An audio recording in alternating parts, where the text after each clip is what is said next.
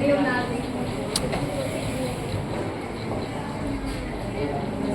देवनागरी की लिपि होने से उत्तर भारत की प्रमुख लिपि को बाद में देवनागरी नाम दिया गया होगा। ये होगा यानी कि फ्यूचर, यानी कि होगा यानी कि कंफर्म नहीं है। होगा मतलब देवनागरी होगा और उन्हीं के नाम देवनागरी लिपि बनाइए, संभव नहीं है। हाँ में भी है और ना में भी है। आगे चलते हैं। ईसा की 14वीं 15वीं सदी के विजयनगर के शासकों ने, दक्षिण भारत आ गया, विजयनगर जहाँ आया तो यहाँ के राजा नीचे का, ठीक है, इधर की बात की जा रही है, ठीक। विजयनगर जो इस टाइम हैदराबाद, ठीक, उसी को पहले विजयनगर। विजयनगर के शासकों ने अपने लेखों के लिपि को नंदी नागरी का, यानी कि वहाँ के राजा हरिहर और दुर्गा ने अपने लेखों में जब अपने गाथा का गुणगान स्तूप पे कराया था, स्तूप पे पत्थरों से गुबार का बताया था, उसमें जो लिखवाया था उसमें उसका नाम लिखा नंदी नागरी, ठीक है। और ये किसके जननी है नंदी नागरी? कहाँ से उपजी है? बोले थे ना, एक ही व्यक्ति का दो नाम है, नागरी कुछ लोग कहते हैं कि देवनागरी जो लिपि है वहाँ के गुजरात के, यानी कि ब्राह्मणी नाम है, एक ही वर्ड है। इसी को क्या नंदी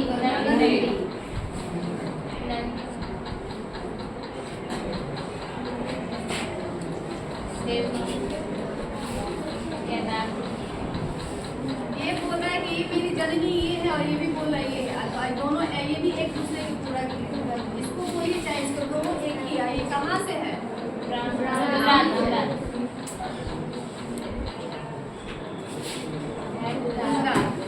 ये सबका जनन यहीं से होगा।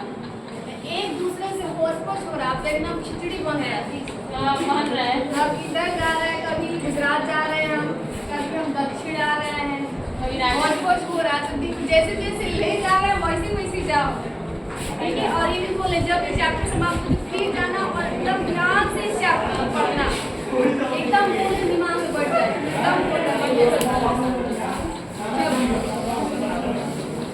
विजयनगर के शासकों, विजयनगर के राजाओं के लेख कन्नड़, तेलुगु और नागरी लिपि में विभिन्न भाषाओं में मिलते हैं। ये क्वेश्चन पूछेगा विजयनगर के शासकों में कौन कौन से किस भाषा में उपलब्ध है, ये आप देखने में पूछ सकता है। कन्नड़, तेलुगु और नागरी।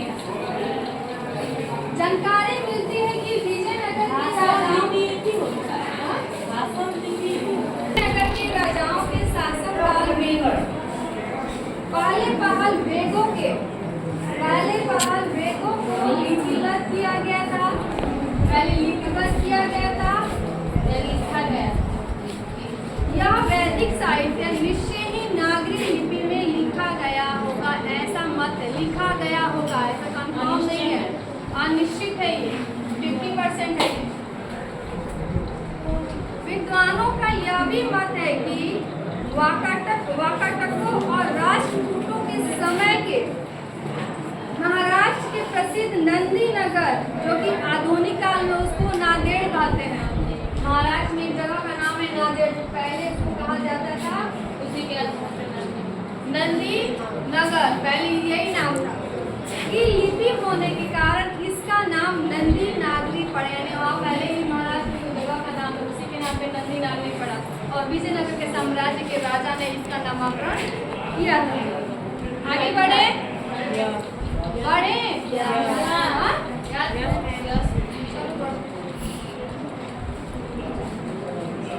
लेकिन हमें नामकरण के इस झंझट में अधिक नहीं पढ़ना चाहिए। इससे क्या पढ़ना है कि कौन कहाँ से आखिर ये बात हमारी भाषा में बोले बता गए कि कहाँ कहाँ से कौन से किसका मजाक चिल्लाए। खेलने के लिए भी तो जिन तुम लोगों का दिमाग खिचड़ी बनते जा रहा है, इनका भी दिमाग खिचड़ी बनते जा रहा है। कैसे हम अरेंज करें, सबको तो साक्ष्य ले लिया, लेकिन अब निबंध में क्यों कैसे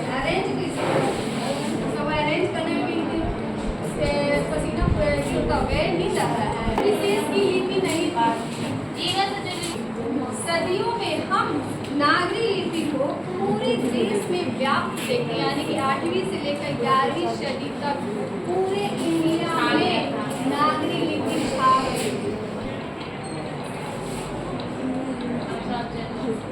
अब देश के कोने कोने में आपको नागरी लिपि छा गई। और देखो नेपाल में भी इसीलिए लिपि नागरी तो पहले भी हिंदी में बहुत पहले, मतलब प्राचीन हिस्ट्री पढ़ोगे तो उसमें इंडिया, पाकिस्तान और अफगानिस्तान सब था, उत्तर भी था, रूस भी था इंडिया में, जो रूस अलग देश बना है। पहले कोरिया भी, कोरिया नहीं था, यही उत्तर प्रदेश की ना रानी जो थी किसी नगर विशेष की लिपि नहीं थी, क्योंकि ईसा की 8वीं 11वीं सदी में हम नागरी लिपि को पूरे देश में व्याप्त देखते हैं। उस समय यह सार्वदेशिक लिपि थी, यानी सभी जगह बोली जाने वाली लिपि। देश भर से नागरी लिपि के बहुत सारे लेख मिले पूरे देश से, अलग अलग जगहों से साक्ष्य, कभी यहाँ से, कभी यहाँ से, कभी यहाँ से सभी से खूब मिलते हैं। इस नागरी लिपि के उदय के साथ भारतीय इतिहास व संस्कृति के एक नए युग की शुरुआत होती है। इसके साथ अब केवल भाषा का थोड़े ना आविष्कार होगा, अलग अलग जगहों पे अलग अलग भाषा, संस्कृति, सभ्यता सब अलग होता है। पहले बोलेंगे कि मैं एक बिहार में ही रहने वाली थी और बिहार की ही एक स्टेट में गई थी जहाँ पहले जॉब करती थी, वहाँ अलग ही नियम कानून था। हमको नहीं लगता था कि हम बिहार में हैं, मुझे लगता था हम किसी दूसरे विदेश में। हर चीज, चाल चलन, बोल चाल की भाषा, पूजा पाठ की चलन, सब चीज डिफरेंट, हर चीज हम लोग लिए नया था और हम लोग सीख रहे थे। चलो नया जब हम आ गए तो सीख लेते हैं। जैसे वहाँ एक फेस्टिवल मनाया जाता है नवान, जो कि दिसंबर में मनाया जाता है, नवान फेस्टिवल। वो किस क्रिसमस डे इस्लाम के संपर्क में आता है और बाद में 13वीं सदी से इस्लामी शासकों का शासन आरंभ हो जाता है, यानी कि हमारे भारत में इस्लामी शासक कब आते हैं? 13वीं सदी में। उससे पहले भारत में इस्लामी शासक आ ही नहीं। 1028 में महमूद गजनवी आया तो था, कई बार आया, एक बार नहीं आया, कई बार आया। खाली सोमनाथ, गुजरात में सोमनाथ मंदिर है, अफगानिस्तान के रास्ते यहाँ से आकर यहाँ आएगा, फिर चला जाएगा। सोना चांदी इतना लूटने के बाद भी वहाँ एक कमी नहीं हुई। अभी भी जो मंदिर है पूरा सोने का मंदिर है। सोने का इतना लूट के ले गए तब वो चलो सुरक्षा भी होती है। मैं भी नहीं गई, बस अस्तित्व में आते हैं 13वीं सदी से। ठीक है, इस्लाम धर्म हमारे इंडिया में स्थापित हो जाता है। तो भारतीय समाज एवं बहुत से संप्रदायों को एक व्यापक नाम मिलता है, हिंदू समाज और हिंदू धर्म। तो आगे बढ़ते हैं कि नागरी लिपि के साथ साथ अनेक प्रादेशिक भाषाएं भी जन्म लेती है। आप लोग जाहिर सी बात है कि जब एक दूसरा धर्म, जब इस्लामी शासक हमारे भारत में आता है तो अपने साथ बहुत कुछ लेके आएगा ना।